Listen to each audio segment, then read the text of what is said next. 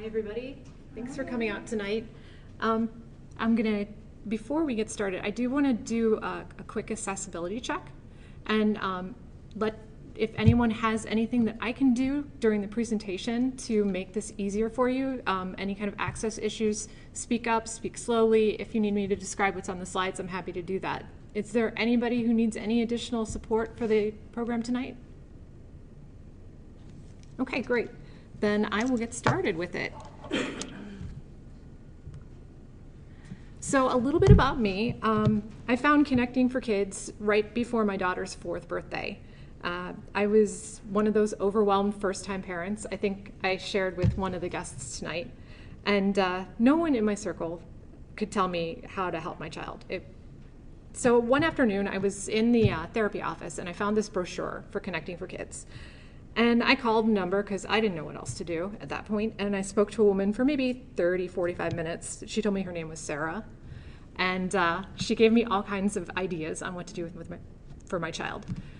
Shortly after that, she sent me an email that I can only qualify as a brain dump. And it was just filled with thoughts. And after getting my daughter on track, I came back to that brain dump. And I'm a trained technical writer, so if you don't know what a technical writer is, I'm the person that wrote those infuriating VCR instructions. I'm trained to take technical concepts and make them so that they're understandable for others. And I looked at Sarah's brain dump and I said, I can do something with this. And so I started volunteering for Connecting for Kids, taking some of the information that we gathered together for families and making it more accessible for families. So I did that until about 2016, and Sarah invited me to come onto the staff as a part-time employee, and I've been with CFK ever since. In addition to all that, I parent a teenager. I have an incredibly supportive husband, a very cute dog, and a murderous cat.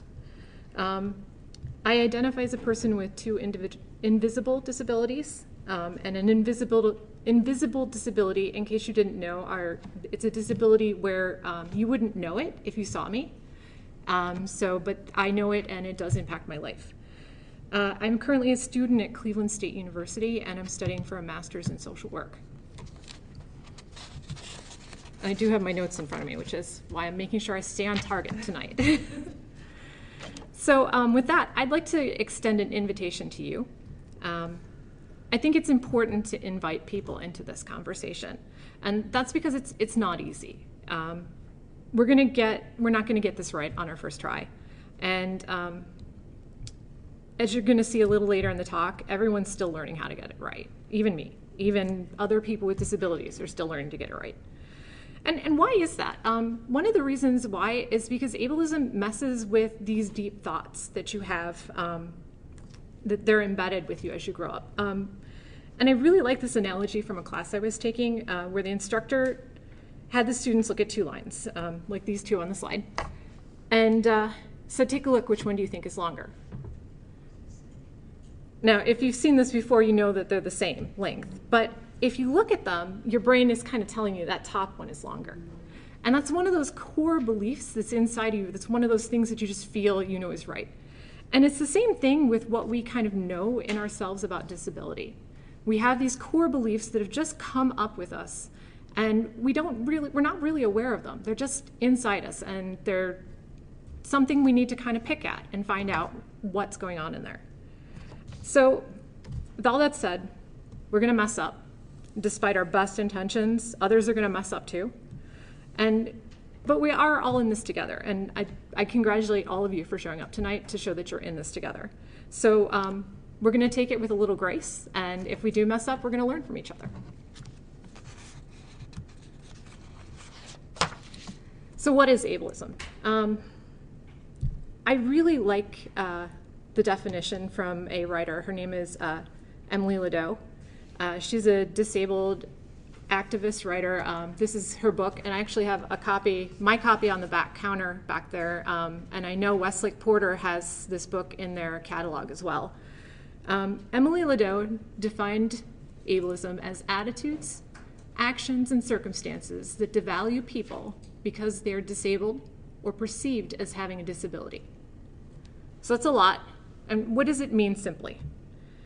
It means prejudice against people with disabilities or against people we believe to be disabled. So a person doesn't even necessarily have to be disabled to experience that prejudice. Sometimes we look at a person and we say, ooh, we think that person's disabled. And that deep down core belief, the line is longer, that kind of kicks in on how we're supposed to behave.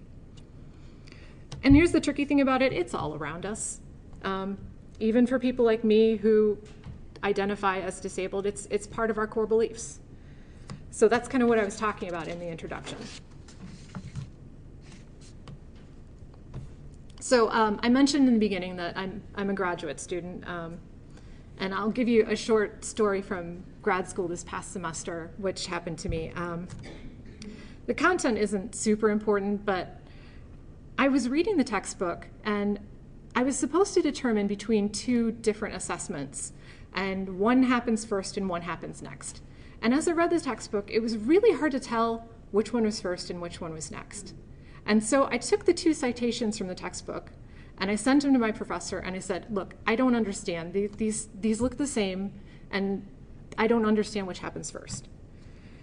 And she wrote back to me, hi there. I'm thinking that maybe you're overthinking this and being very literal. These two paragraphs don't really say different things, but I agree that you could read them that way. I take things literally. That's who I am. I am a neurodivergent person, and I think very literally, and I think very black and white. And I'm trying to get better at that, but you know, it's still something I'm not good at. And when the professor said that, my first feeling was to become very upset and defensive because she called me wrong. She said, you're thinking too literally. And I sat with it for a while because thinking literally isn't necessarily bad. In fact, it makes me very good at my job. When I literally explain how to put a computer system together, people understand how to put a computer system together. But I needed to say something to my professor. And so after some thought, I replied, and I told her I'm a neurodivergent learner, and I do think more literally than the average student. And I hope that you can help me to sort this out so that I can move on past this little block I have. And after I did that, what was really kind of cool is she said, hello again. My apologies. I want to be and need to be inclusive of neurodivergent learners. All these different names in different states and even districts are not necessarily helpful. You can always ask me very specific questions, as I've worked in Ohio schools and a school-based mental health provider for a long time. So the moral to this story, the reason why I give it out, is because first, even after spending 2 years researching ableism and kind of trying to learn to sit with who I am, it still snuck up on me, and it still bit me and made me feel bad when I didn't need to feel bad. The other thing is, by being able to deal with it, I was able to self-advocate for that and go back to my professor and say, look, I'm struggling here and I need help. And I think that that's kind of the important moral for us as families of kids with disabilities, is to teach them how to own this part of themselves and then use that to get the help that they need and compete on their level playing field with others.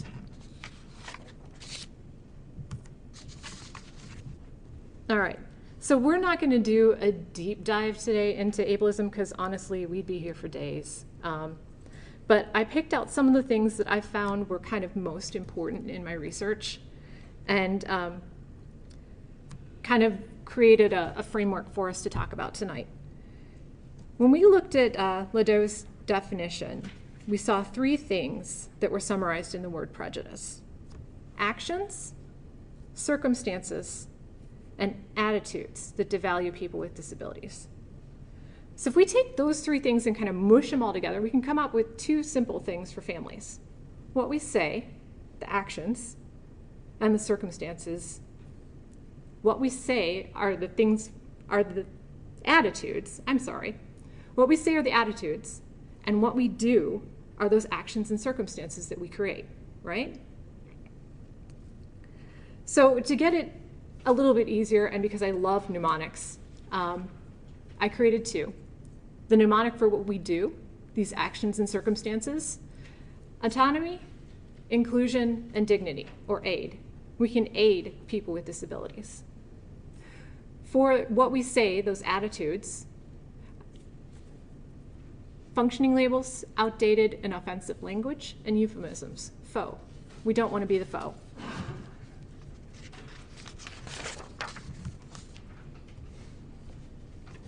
So I'm going to get a little bit nerdy for a minute and talk about theory.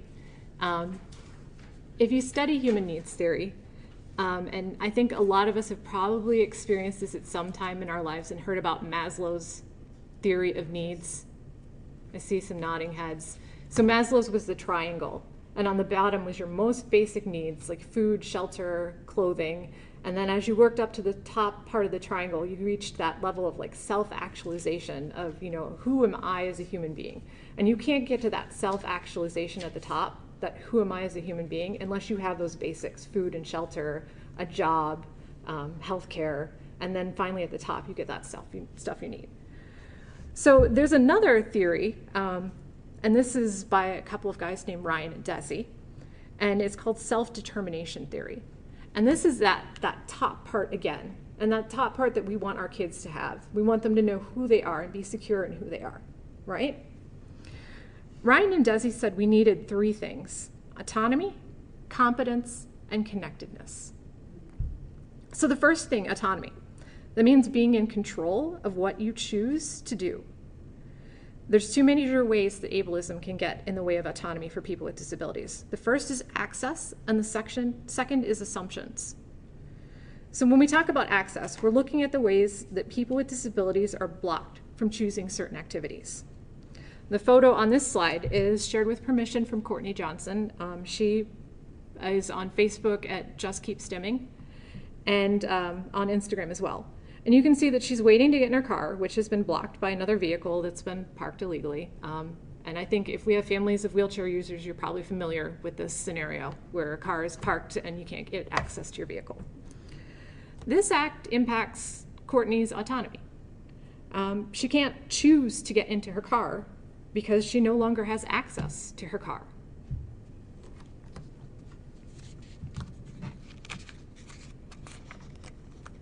Notes. So the assumptions, and I've taken another example from wheelchair users, and this is another lady named Nina Tame. She's also on Facebook, and I believe she's under her own name. And she talked about when her husband assists her with pushing her wheelchair, and it's a moment of real intimacy between the two of them. And read the quote from her. It says, "My third wheelchair is the first one to deliberately not have handles. I've been moved by strangers before and it's bloody mank." That's English slang for disgusting. "This one still pushes me," this one, my husband, "still pushes me when I get tired though. He places the palms of his hands on the edge of my back and his fingers wrap around my sides just enough so that it's hot as you like. It's a delicious, intimate moment that only exists because I'm disabled." Now, according to Nina and other wheelchair users, it's not uncommon for people to assume that they need help and start pushing a wheelchair without permission. And yes, this is one of those tricky parts of ableism because a lot of these people think that they're doing something helpful and kind. But if you look at it from the perspective of this story here, you can see how that's an intimate feeling to her, and when someone would come up behind her and push her, how upsetting and disruptive that might be. So that's an assumption. And you have a handout, and as we're going through this, it's got specific do's and don'ts. So we're up here in the A, autonomy. And so rather than going through them one by one, you can skim them and get an idea of some of the other on there. So one example of a don't with autonomy would be, don't touch a person or their adaptive device without permission. You don't touch others, right? Just simply. And then something you can do to promote autonomy is to ask another person if they need assistance. Don't assume. And if they say no, then you respect that. All right, moving on to inclusion, the I in aid. When people are included, we have opportunities to connect. And as we saw, this connection is important to getting to that self-actualization part of life. We need connections with other people to become our true selves. In the years that I've supported families at Connecting for Kids, inclusion is one of those topics that just seems to come up over and over and over again. The kids didn't get included in choir practice. They didn't get invited to the birthday party. They weren't given the flyer to play the community sports. And a lot of times when this happens, people think that they are doing a favor. You know, oh, well, we didn't invite your child to come to this party because we thought it might be too overwhelming for them, you know, for an autistic child. Or, yeah, you know, all the neighbor kids are coming over to a pool party, but your son uses a wheelchair. We didn't think he'd want to come. So this is kind of the inclusion stories that I hear from CFK families. In this story, and I really like this one, it shows former President Obama and Haben Girma.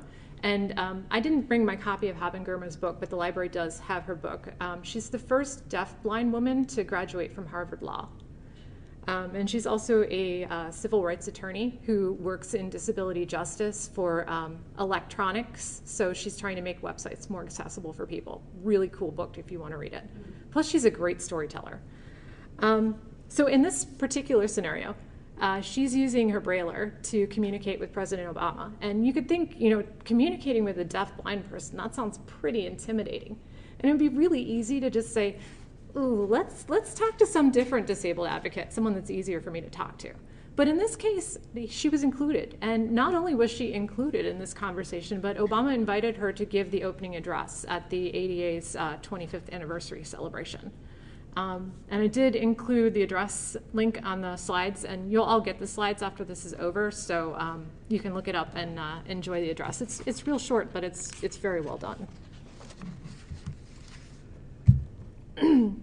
So we've already talked about an example of inclusion and how that affects ability. And the last area in that aid scenario is dignity.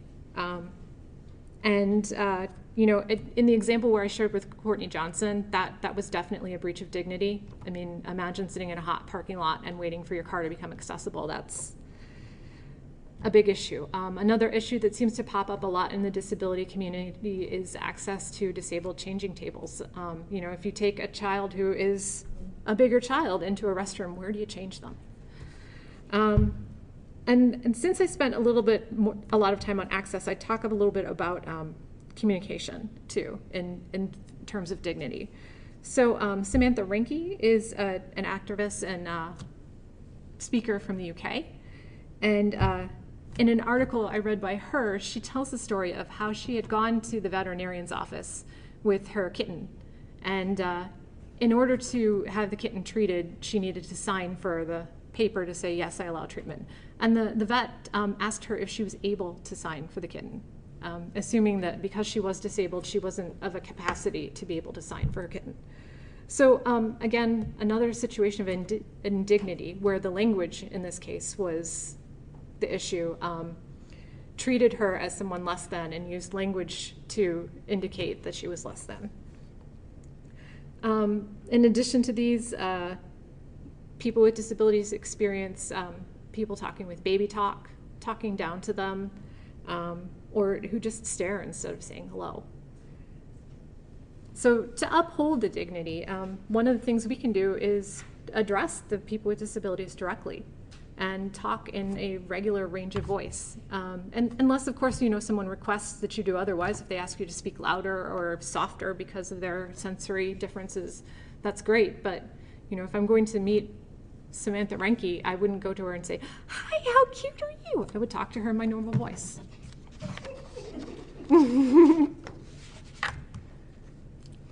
All right, so that's the aid. These are some of the things we can do and change to do a little bit better.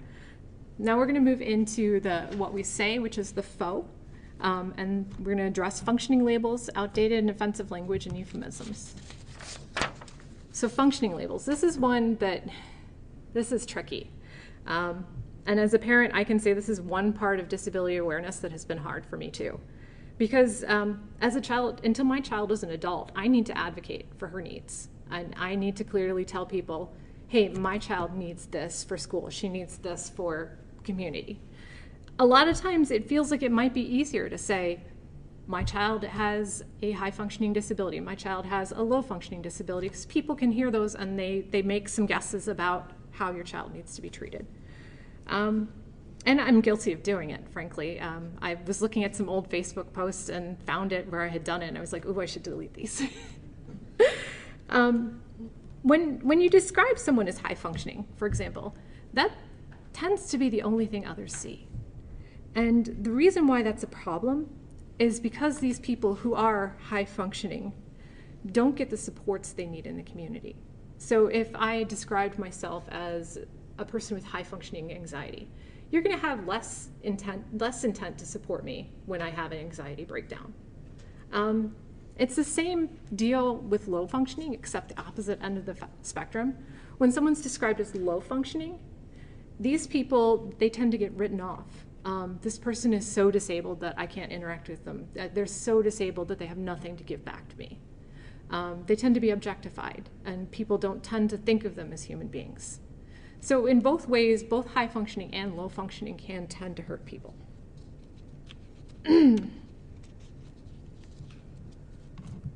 So what can we do? One of the things the disability community is advocated for is to use both strengths and needs to describe a person. So in an example, with a child who might have some disabilities with understanding and knowing what to do at the right time. You could say, my child can understand what you're saying, but he needs extra time to respond. So I haven't really said my child's functioning label, but I have said exactly what he needs. He needs a little bit more time for you to process what you've said. Another example, my child loves being around people. She needs help to move so that she can see you. So this might be describing a child who uses a wheelchair. A third example, my child is good at math, but he can get frustrated quickly. He needs some help remembering his coping skills. Again, we're not getting the functioning label into there, but we're clearly giving what this child needs in order to do and be successful.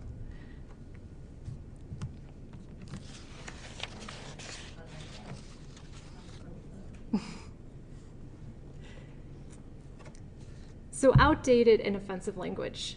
And this one, we get into some of it where it's just obvious. One of the most popular campaigns that we tend to hear about is spread the word to end the word. And the word they're talking about is the R word or retarded. Now this is an old diagnostic term, and many people who are older in the group will remember when this was the diagnosis, and when you spoke about someone who had a lower cognitive ability, you would call them mentally retarded. And it brings a lot of questions of, well, what happened? Why is that a bad word now? Why aren't we allowed to say it anymore? And it's an interesting thing about the way people use language.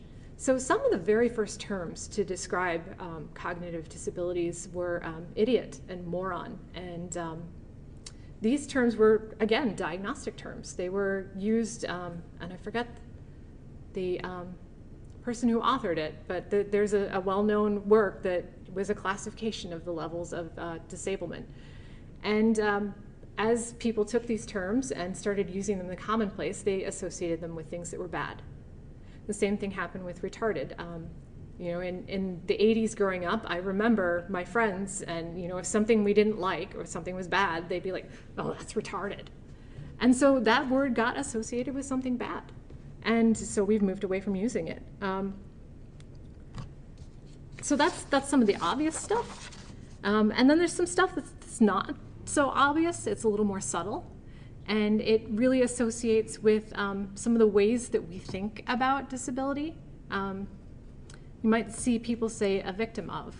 This is common with people who have burns, a burn victim.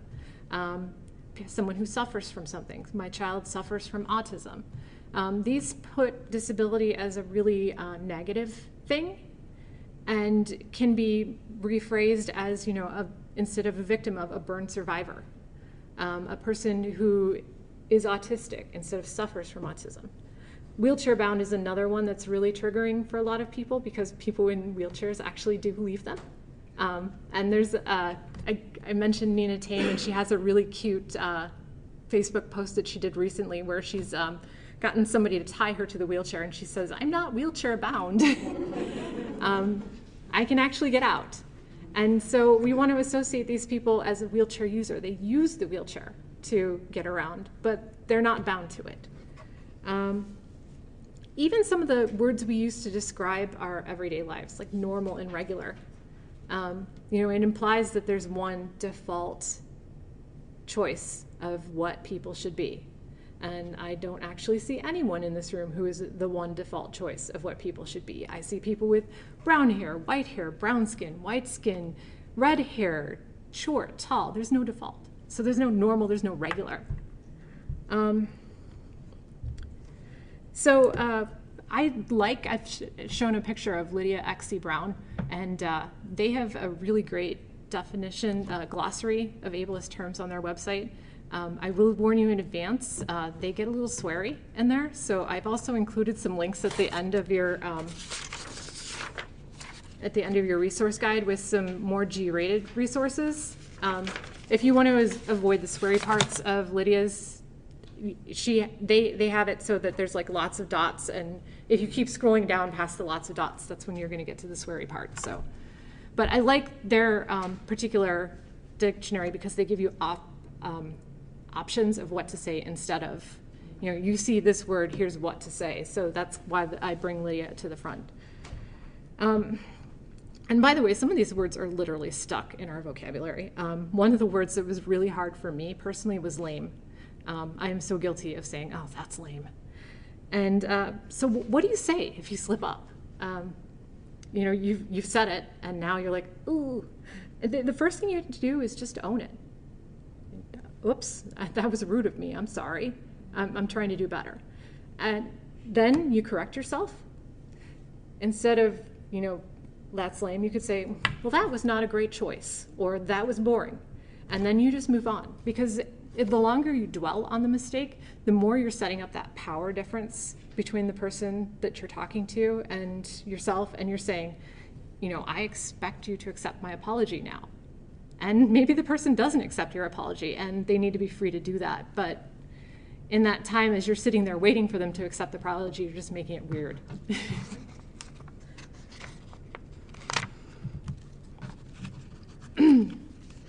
Euphemisms are another one that are really tricky to navigate.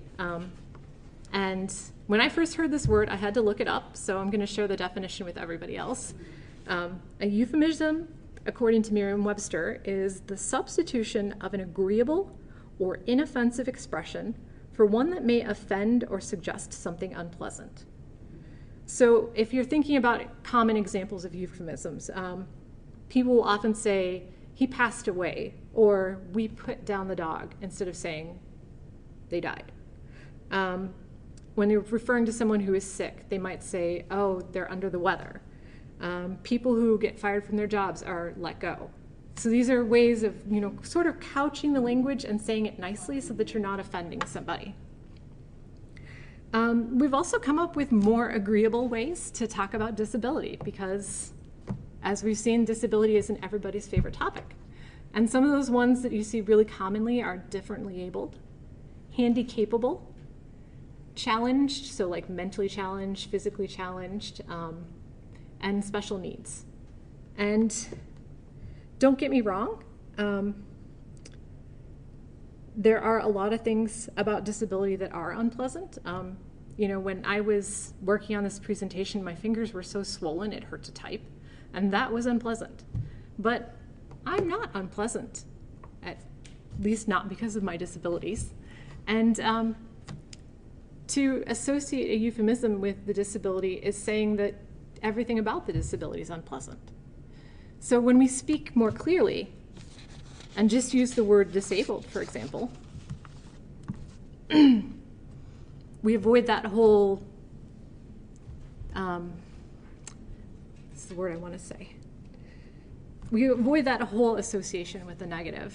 And this I have is Lawrence Carter-Long. He's the director of communications at the Disability Rights and Education Defense Fund. And he's also a stand-up comedian, an individual with CP. And he's the creator of the Say the Word campaign, which was a response to Barack Obama's, one of his State of the Union speeches, I believe. And in this particular speech, he called out all different forms of diversity. Like, if you name it, he called it out for diversity. He did not mention disability. And so Carter Long came back and said, just say the word, say disability.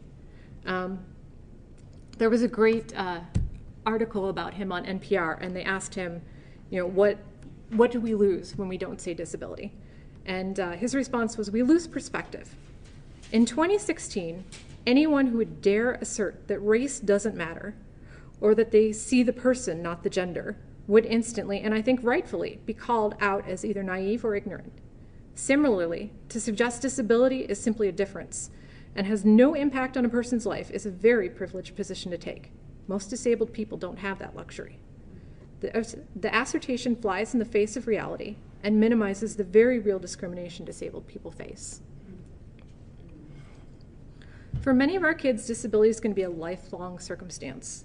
And I personally believe that helping our children to build a positive identity for themselves includes recognizing that they are different and giving them the language to describe their differences, which is going to bring me to my final point about the program. And when I was researching this project, I had a conversation with a mother, and she used the word special needs to identify her son. And I said, hey, the disability community has spoken out that they prefer disabled over special needs. And she replied to me that her son had chosen that word, that the phrase empowered him, and it made him feel that he was special and that it was a way for him to advocate for his needs to get met. It made him feel pride in who he was. The reason I share that story is because the language is our own, ultimately. And some people will choose different ways of saying things, and that empowers them, and that is their choice. And the way we can really give them the autonomy, the inclusion and dignity is by respecting that choice. We can still educate them about the different options available and what the community prefers. But if a person says, I want to be called special needs, then we got to respect it. So some of the voices I mentioned in this presentation, and I've included them at the end along with their information so that you can follow them. So when you get this presentation afterward, you'll be able to find them. And I tried to select from a diverse group of people so that we're getting different disabilities and different cultural backgrounds included. And then I do also have the articles that I mentioned and some of the books that I've used to create the presentation. And a lot of the books are on the back counter too, if you want to take a peek at them.